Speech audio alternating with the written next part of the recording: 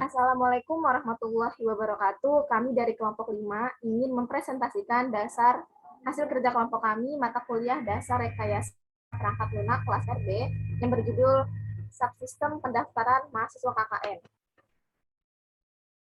Penjelasan general topik. Pada perangkat lunak subsistem pendaftaran mahasiswa KKN sebagai layanan perangkat yang disediakan secara online, mahasiswa dapat mengetahui informasi persyaratan dalam mengikuti KKN dan dapat memenuhi persyaratan KKN. Ketika mengentri KRS pada mata kuliah KKN subsistem SIAKAT yang akan divalidasi oleh dosen wali, dan KKN hanya admin yang memiliki akses untuk melihat, mengubah, dan menghapus entry KRS mata kuliah KKN mahasiswa. Dan dosen hanya dapat memvalidasi KRS pada mata kuliah KKN. Kemudian, mahasiswa dapat melihat entry KRS pada mata kuliah KKN dan melihat status validasi di KRS. Selanjutnya kebutuhan fitur. Berikut sebagai tampilan menu saat mahasiswa ingin mengambil KKN. Dalam perangkat lunak subsistem pendaftaran mahasiswa KKN berada pada salah satu menu yang ada di SIAKAT. Dan tampilan untuk pendaftaran mahasiswa KKN terbagi menjadi dua, yaitu tampilan untuk mahasiswa dan tampilan untuk admin. Kebutuhan fungsionalitas adalah kebutuhan yang berisi proses-proses apa saja yang nantinya dilakukan oleh sistem. Berikut ini adalah gambar tabel dari kebutuhan fungsionalitas.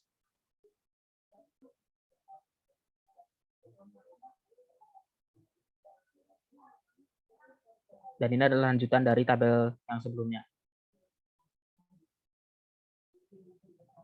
Lalu, kebutuhan non-fungsionalitas adalah kebutuhan yang menitikberatkan pada properti perilaku yang dimiliki oleh sistem. Dan ini adalah tabel kebutuhan non-fungsionalitas.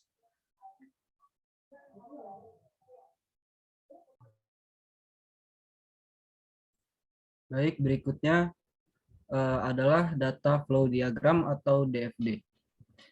Data flow diagram merupakan suatu langkah atau metode untuk membuat sebuah perancangan sistem yang mana berorientasi pada alur data yang bergerak ke sebuah sistem lainnya. Berikut ini merupakan DFD level 0.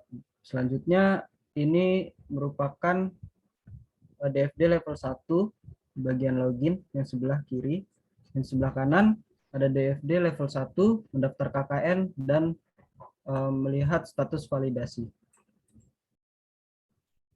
Lalu berikutnya DFD level 2 verifikasi yang bagian atas dan bagian bawah merupakan DFD level 2 pendaftaran.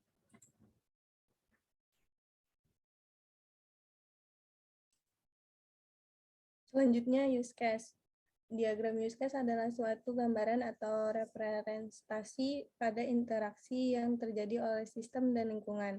Dalam penerapan ini menggunakan 3 pelaku, yaitu mahasiswa, dosen, dan admin, yang akan melakukan operasi sistem perangkat lunak.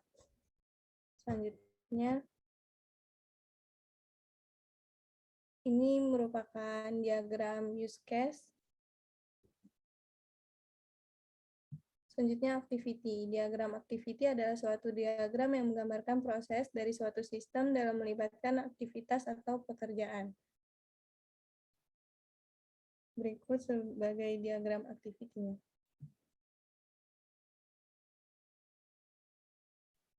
Oke, saya lanjutkan. Sini adalah diagram kelas. Diagram kelas merupakan sebuah bentuk diagram UML yang menggambarkan kelas-kelas pada suatu sistem dan hubungannya antara satu dengan yang lain dengan atribut dan operasi yang digunakan. Fungsi diagram kelas yaitu untuk menggambarkan struktur dari suatu sistem atau struktur pada perangkat lunak. Next. Ini adalah gambar dari diagram kelas. Next. Berikutnya yaitu diagram sequence. Diagram sequence adalah suatu penjelasan dari deskripsi pada use case yang sudah dibuat sebelumnya. Fungsi diagram ini untuk menjelaskan perilaku pada suatu skenario dan menggambarkan interaksi antar aktor dan sistem termasuk dalam pesan yang digunakan saat melakukan interaksi. Next. Ini merupakan gambar dari diagram sequence. Next. Oke, yang terakhir adalah testing. Testing merupakan pengujian dalam perangkat lunak yang telah dibuat oleh pencipta sesuai dengan kebutuhan pengguna. Next. Ya. Test case mahasiswa. ID skenario SKFH01. Nama skenario berhasil melakukan pendaftaran. Statement tes yaitu valid. Hasilnya adalah sistem secara otomatis akan menampilkan syarat-syarat untuk mengambil mata kuliah KKN. Lalu ID skenario SK, nama skenario berhasil melihat status validasi.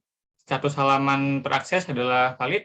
Hasilnya yaitu mahasiswa dapat melihat status sudah atau belum divalidasinya KRS oleh dosen wali. Next.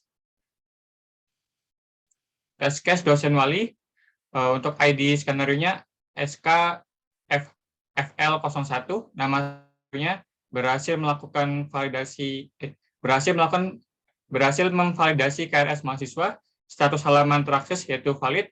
Hasilnya data mahasiswa yang telah mengajukan permohonan untuk memvalidasi KRS akan dikirim ke akun dosen wali masing-masing. Next.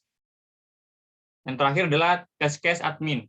Untuk ID skenario SKA FM01, nama skenario-nya berhasil melihat KRS mahasiswa.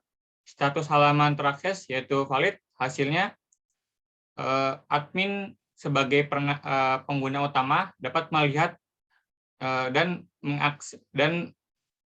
melihat daftar mahasiswa yang telah terdaftar matkul KKN dan juga hak akses penuh untuk melihat ID skenario SKA FM02, nama skenario berhasil merubah KRS mahasiswa, status valid. Hasilnya adalah admin juga memiliki hak akses untuk mengubah KRS mahasiswa. Yang terakhir, ID skenario SKA FM03, nama skenario berhasil menghapus KRS mahasiswa. Hasilnya adalah admin memiliki akses penuh untuk mahasiswa yang telah diambil sebelumnya. Next.